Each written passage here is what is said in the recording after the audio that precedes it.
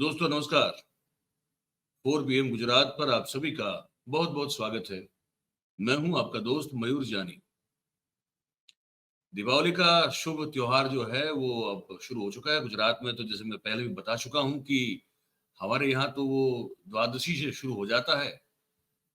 गुजरात में उसको वाघ बारस कहते हैं। आज धनतेरस है, तो आज जो है धन की और धन की जो देवी है, वैभव की, ऐश्वर्य की, लक्ष्मी माँ, तो लक्ष्मी माता जी की आज जो है बड़ी श्रद्धा से आज के दिन पूजा की जाती है हमारे यहाँ। तो सबको आज के दिन जो है बहुत बहुत शुभकामनाएं कि सबके जीवन में जो है वो आपका जीवन धन धान्य और समृद्धि से भरपूर हो। देश का नसीब जो है वो बदले जितना जल्दी हो सके उतना, और सब जो है वो सुखी हो, समृद्ध हो, संपन्न हो हर तरह से। ऐसी आज के दिन में जो है आप सबके लिए प्रार्थना भी करता हूँ, हम सबके लिए, और शुभेच्छा भी दे रहा हूँ। अब आज इस कार्यक्रम में हम जो बात करने वाले हैं वो एक ही कुटुंब के 3 लोग, जो कि गांधी परिवार है, जिस पर बहुत सारी चोट की जाती है परिवारवाद को लेकर। ये कहा जाता है कि ये एक ऐसा परिवार है जो कभी भी जो है इस देश से, या तो इस देश को अपनी मुट्ठी से बाहर निकालना चाहता नहीं। और बहुत सारे आप जानते हैं, नरेंद्र मोदी साहब से लेके भारतीय जनता पार्टी और संघ के और उस विचारधारा के बहुत सारे असंख्य लोग जो हैं वो इस परिवार और उस परिवार के लोगों पर हमला बोलते रहते हैं। उसमें कई जगह जो है बहुत गलीच शब्दों का प्रयोग भी होता है, कई जगह जो है वो मर्यादा में रह के भी बहुत कुछ बोला जा रहा है। लेकिन वही परिवार, इसके 3 लोग, एक राहुल गांधी, दूसरी प्रियंका गांधी, ये तो दोनों सगे भाई बहन हैं। लेकिन एक तीसरा भी तो है इसमें, वरुण गांधी, क्योंकि वो जो है इनका चचेरा भाई है। अब ये सब जानते हैं, ये सर्वविदित है कि संजय गांधी की जो उस प्लेन क्रैश में मृत्यु हुई उसके बाद से मनेका गांधी जो है वो इंदिरा गांधी और उस परिवार से दूर हो गई, और उसके बाद उन्होंने अपना खुद का एक वजूद बनाया। और वो सब जानते हैं कि वो भले ही परिवार एक है लेकिन एक परिवार के जो 2 हिस्से हैं उसमें मन जो है उसका मेल नहीं है, मन मोटाव है, ऐसा लगातार कहा जाता है। तीनों ने जो है कुछ अलग अलग जगह पे कुछ अलग अलग कहा है अपने अपने टाइमलाइन में, उसको जोड़ के मैं इस कार्यक्रम में बात करने वाला हूं। राहुल गांधी और प्रियंका गांधी दोनों मध्य प्रदेश में हैं, और मध्य प्रदेश से वो लगातार जो है वो कुछ ऐसे ऐसे बयान दे रहे हैं कि उसमें कहीं जो है ये नहीं कह सकते कि ये मतलब ये तो चुनावी जुमले दाग रहे हैं, कुछ भी बोल रहे हैं, है ना, जुमलाबाजियां हो रही है, ऐसा इनके भाषणों में जो है सुन के कभी लगता नहीं है। बहुत ही ग्राउंडेड लोग लगते हैं। जब भी बात करते हैं तो जनता से भी अगर कोई वादा भी मांग रही थी प्रियंका गांधी, मैंने अपनी उनकी अलग से एक निवेदन मैंने उनका सुना था, तो उन्होंने कहा कि मैं तो आपसे ये मांगने आई हूं कि आप, बोले मैं वोट मांगने आई नहीं, मैं आपसे जागरूकता मांगने आई हूं कि आप जागरूक होइए। आप इस देश के मतदाता हैं, आपसे जो है नागरिक के तौर पर जागृति, आप में जागरूकता है, वो चाहती हूँ। ये बड़ी अच्छी बातें हो रही है। तो वो दोनों भाई बहन जो है, प्रियंका और राहुल ने जो कहा मध्य प्रदेश में, वो मैं आपको बारी बारी सुनाऊंगा। और अंत में वरुण गांधी की जो मेरे पास एक निवेदन आया है वो भी मैं आपको इस कार्यक्रम में सुनाऊंगा। फिर आपकी सोच और आपकी विवेक बुद्धि पर मैं जो है वो निर्भर है, आप इसको कैसे देखते हैं उस पर भी बाद में बात करेंगे। राहुल गांधी ने कुछ ये कहा, पहले इसको सुन लीजिए। वो आप जानते हैं अलग अलग जगह पे जाते हैं, उनकी भारत जोड़ो यात्रा वैसे तो चलने के मामले में नहीं, लेकिन वो कहीं ना कहीं अलग अलग तबके के लोगों से मिलते हैं, उनसे बातचीत करते हैं और अपना अनुभव जो है वो यूट्यूब पे रखते भी हैं, और अपने भाषण में भी उसका जिक्र करते हैं, लोकसभा में भी किया था। तो ये मध्य प्रदेश में जब बात कर रहे थे तो उन्होंने एक चीज ये कही, ये सुनने लायक है। रेलवे स्टेशन में मुझे एक युवा मिलता है, कुली जो कपड़े पहनते हैं, लाल रंग के कपड़े पहनते हैं, लाल रंग के कपड़े पहनते हुए मुझे मिलता है। मैंने बातचीत शुरू की। मैंने कहा, कुली बनने से पहले तुम्हारा सपना क्या था? कहता है, राहुल जी मैं इंजीनियर बनना चाहता था। मैंने पूछा क्या हुआ? कहता है राहुल जी, मैंने सिविल इंजीनियरिंग की डिग्री ली, हजारों रुपए मैंने प्राइवेट कॉलेज को दिए, रोजगार नहीं मिला, आज मैं कुली का काम कर रहा हूं।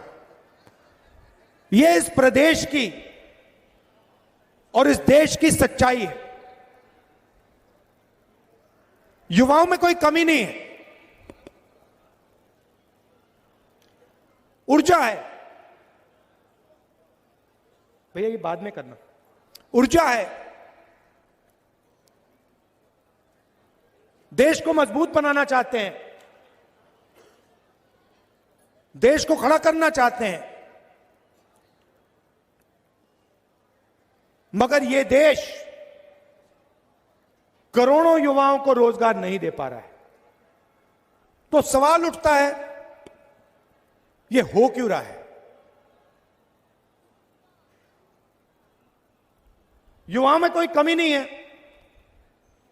अगर कमी होती तो हम कहते देखो भैया, युवा काम नहीं करना चाहते, युवाओं में कमी है इसलिए रोजगार नहीं है। मगर युवाओं में कोई कमी नहीं है। दुनिया के सबसे कर्मठ होशियार युवा हमारे देश में है, इस प्रदेश में है। लाखों युवाओं से मैं मिला हूं, कोई कमी नहीं है।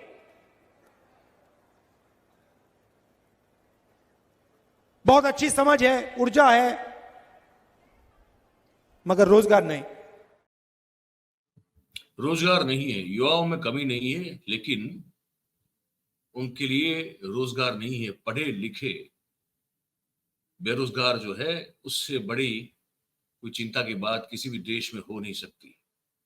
पढ़ाई भी की, लिखाई भी की, अपने आप को योग्य भी बनाया, अच्छे मार्क्स भी लाए, पर फिर भी जो है, अगर आपकी पढ़ाई लिखाई की अगर कोई कदर ना हो, उस तरह का आपको कोई काम ना मिले, तो फिर क्या मतलब बनता है। एक और बात बताइए, मैं आपको सुनाता हूं, आप सुनिए। पहले कहते थे भाई और बहनों मैं ओबीसी हूं, अब कुछ दिन पहले मैंने उनका भाषण सुना, कहते भैया हिंदुस्तान में सिर्फ एक जात है, वो है गरीब। मतलब नरेंद्र मोदी ओबीसी और देश में सिर्फ एक जात, वो है गरीब। देश में ना ओबीसी है, ना दलित है, ना आदिवासी है, ना जनरल है, सिर्फ गरीब। ये इनका नया भाषण है। हिंदुस्तान से नरेंद्र मोदी के दिमाग में जात पता है क्यों गायब हो गई? क्योंकि मैंने जाति जनगणना की बात शुरू कर दी। जैसे मैंने कहा कि भैया ये पता लगाते हैं इस देश में कितने ओबीसी युवा हैं, कितने दलित हैं, कितने आदिवासी हैं, किसकी कितनी आबादी है। उस दिन से नरेंद्र मोदी कहते हैं राहुल जी हिंदुस्तान में कोई जात नहीं है, गायब हो गई जात, खत्म।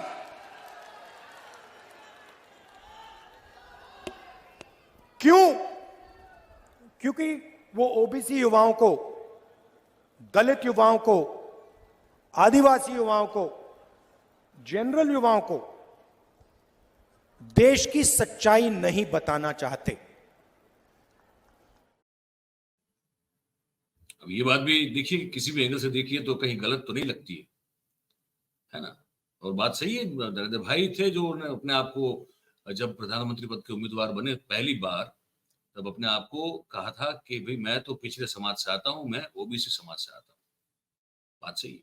और अब जब वो कहते हैं, इन लोगों ने जब से ये जाति जनगणना वाला मामला, जो कास्ट सेंसस का मामला उठाया है इंडिया अलायंस ने, और विशेष रूप से ये कांग्रेस और राहुल गांधी ने, तब से उनके फिर जो है नरेंद्र भाई के सूर जो है बदल गए हैं प्रधानमंत्री जी के। और अब वो कहते हैं कि भाई देश में तो एक ही जात है और वो है गरीब की जात। तो बहुत बड़ा जो उनका नैरेटिव है उसको तोड़ रहे हैं, ये काम कर रहे हैं, ये बात सच है। दूसरी ओर उनकी जो बहन है प्रियंका गांधी, वो भी सभा संबोधित कर रही है मध्य प्रदेश में, और वो जो नेहरू पर बार बार ये लोग जो हमला बोलते रहते हैं, तो उसी बात को लेकर कुछ उन्होंने ये कह दिया, सुन लीजिए आप। पंडित नेहरू, उनकी सोच थी, उनका विजन था कि मैं भारत को आगे बढ़ाऊंगा। आज ये कहते हैं चंद्रयान, भाई ये चंद्रयान हो ही नहीं पाता अगर नेहरू जी ने इसकी नींव नहीं डलवाई होती। अगर हमारे देश को मजबूत और सशक्त करने के लिए हमारे नेताओं ने एक विजन नहीं दिखाया होता, आईआईटी नहीं बनाई होती, आईआईएम नहीं बनाए होते, अगर हमारे नेताओं ने यह तय नहीं किया होता 80 के दशक में कि हम कंप्यूटर और टेक्नोलॉजी में हम मजबूत बनेंगे, क्योंकि हमारे यहाँ पढ़े लिखे लोग हैं जो इंग्लिश बोलते हैं, जो कि पूरी दुनिया में इतने नहीं है जितने हिंदुस्तान में। नहीं, अपने पिता के मुंह से ये बातें सुनी है। जब ये सब नहीं था, मुझे याद है हम लोग खाना खा रहे थे, वो कह रहे थे कि पता है तुम्हें कि हमारे देश में जितनी शिक्षित इंग्लिश भाषी, अंग्रेजी की भाषा जानने वाले नौजवान हैं दुनिया में कहीं नहीं है। हम में इतनी ऊर्जा है, नौजवान ऊर्जा है। अगर हम यहाँ पे तकनीक को मजबूत बनाएंगे, अगर हम कंप्यूटर को आज के दिन लाएंगे, तो देखना 20 साल बाद, 30 साल बाद कितनी तरक्की होगी। 30 साल बाद मेरे पिता नहीं रहे, लेकिन मैं उनकी बातों को याद रखती हूँ। जब भी मैं देखती हूँ, कुछ समय पहले मैं विदेश में थी, ट्रेन के लिए मैं स्टेशन में खड़ी थी, मेरे साथ एक लड़का खड़ा था, मुझे देखा, उसने पहचान लिया, तो मैंने भी कहा कि तुम भारतीय हो। तो बड़ी खुशी से हम दोनों से एक दूसरे से मिले। हम दोनों दो ही भारतीय थे, उस पूरे स्टेशन में खड़े थे ट्रेन के इंतजार में। तो मैंने कहा भाई क्या करते हो? मुझे बताया मैं इस बड़ी कंपनी में काम करता हूँ, कंप्यूटर की कंपनी में। मुझे इतना गर्व हुआ, ट्रेन में बैठते ही मेरे दिमाग में मेरे पिता की बातें आई कि अगर उस समय सबसे लड़के, इन्हीं भाजपा के नेताओं से लड़के जो धरना प्रदर्शन कर रहे थे कि कंप्यूटर इस देश में नहीं चलेगा, कंप्यूटर नहीं चाहिए इस देश में, सब बर्बाद कर देगा, उनसे लड़के ये नीतियां बनाई। और उस वजह से कि उस समय 30 साल पहले किसी ने सोचा कि आगे हमारे देश के भविष्य के लिए क्या अच्छा है, उन नीतियों का आज की सफलता हम आज देखते हैं। तो ये बहन थी जो भी जो है बिल्कुल टू द पॉइंट उन मुद्दों को लेकर बात कर रही थी जिसको कोई डिनाई नहीं कर सकता, जिसको कोई नकार नहीं सकता। आप समझ रहे मेरी बात को? वो बात सच है कि उस समय विरोध हुआ था, भाई इतना मानव बल है हमारे पास और यंत्र, और आगे ये मशीन आ गए तो फिर इनको रोजगार कौन देगा, कैसे होगा, ये सब बातें उस समय बड़ी जोर शोर से विरोध के रूप में हुई थी। ये वास्तविकता है। तो ये ऐसी ऐसी बातें कर रहे हैं जहां इनको काटना बड़ा मुश्किल हो रहा है ना। देखिए, जनता की बात फिर जनता की बात है। अब जनता अगर जैसे पिछले 10 साल से देख रहे हैं हम लोग, बहुत सारे ओकेजन्स पर बहुत सारे प्रसंग ऐसे हम देख रहे हैं, जनता को अगर ये जो बात जिसमें दम है, जिसमें सच्चाई है, जिसमें तथ्य है, अगर ऐसी कोई बातें अगर जनता को नहीं ही सुननी है, तो फिर तो भगवान मालिक है और कोई कुछ क्या कर सकता है। ठीक है, लेकिन जो कह रहे हैं वो बात जो है वो काटी नहीं जा सकती। दोनों इस तरह की बात कर रहे हैं। अब तीसरा इसी परिवार का संजय गांधी के सुपुत्र वरुण गांधी, वो जो कह रहे हैं वो भी सुनिए आप। कांग्रेस के खिलाफ हूं, न पंडित नेहरू के खिलाफ हूं। हमारे देश की राजनीति, हमारे देश को जोड़ने की राजनीति होनी चाहिए, ना कि गृह युद्ध पैदा करने की राजनीति। आज जो लोग केवल धर्म के और जाति के नाम पे वोट ले रहे हैं, उनसे हम ये प्रश्न तो पूछें कि रोजगार, शिक्षा, चिकित्सा, हमको राजनीति नहीं करनी है जो लोगों को दबाए, हमको राजनीति करनी है जो लोगों को उठाए। ताकत वो नहीं होती जो लोगों को दबाने के लिए इस्तेमाल की जाती है, ताकत वो होती है जो लोगों को उठाने के लिए इस्तेमाल होती है। किसान इस समय कितने बड़े संकट में है, कोई टीवी चैनल दिखाने को तैयार नहीं, कोई अखबार लिखने को तैयार नहीं। केवल क्या लिख रहे हैं? हिंदू मुस्लिम, जाति पाति, तोते के तरह। भाई को बांटो, भाई को काटो। ये राजनीति हम होने नहीं देंगे। जो काम अंग्रेजों का हो रहा था, हमको नीचे बिठाने का जानवर की तरह, कब तक ये काम चलता रहेगा? वरुण गांधी कहता है नेता वो होना चाहिए जो गरीब जनता को अपने कंधे पे श्रवण कुमार की तरह उठा के चले, ना कि अपने जूते पर बिठाए। अपनी आवाज उठाओ। अगर वरुण गांधी के खिलाफ आवाज उठाना है, आपका स्वागत है, उठाओ। लेकिन आवाज को अपने मेरे भाई शांत मत होने दो। अगर मौन हो जाओगे तो ये भारत का लोकतंत्र मौन हो जाएगा। अगर चुप हो जाओगे। वरुण गांधी हो सकता है थोड़ी पुरानी ये इनकी वीडियो क्लिप है, पर उतनी पुरानी भी नहीं है, ठीक है। तो सांप्रत समय की ही मान के चल सकते हैं हम लोग। अब सब जानते हैं कि भारतीय जनता पार्टी से सांसद रह चुके हैं वो, उनकी माताजी दोनों, मनका गांधी और ये वरुण गांधी। तो तीनों जो है एक परिवार के तीन युवा चेहरे क्या कह रहे हैं देश से, देश की जनता से। हमने सोचा आज इस कार्यक्रम में आपको बता दें, दिखा दें, सुना दें। आपके ऊपर है, आपको क्या लगता है ये सब बातें सुन के। जो भी आप सोच रहे हैं वो कमेंट बॉक्स में नीचे हमको लिख के यहाँ बताइएगा। और बात अगर आपको हमारी सच्ची और सही लगती हो तो फिर इस वीडियो को लाइक करें, इस वीडियो की लिंक को शेयर करें और हमारी जो चैनल है उसको सब्सक्राइब करें आप, और अपने आसपास के लोगों से करवाएं। ये आपसे हमारी एक विनम्र अपील है, मान लीजिए इसको। बहुत बहुत धन्यवाद आप सभी का इस कार्यक्रम में हमारे साथ जुड़ने के लिए। Thank you very much. नमस्कार।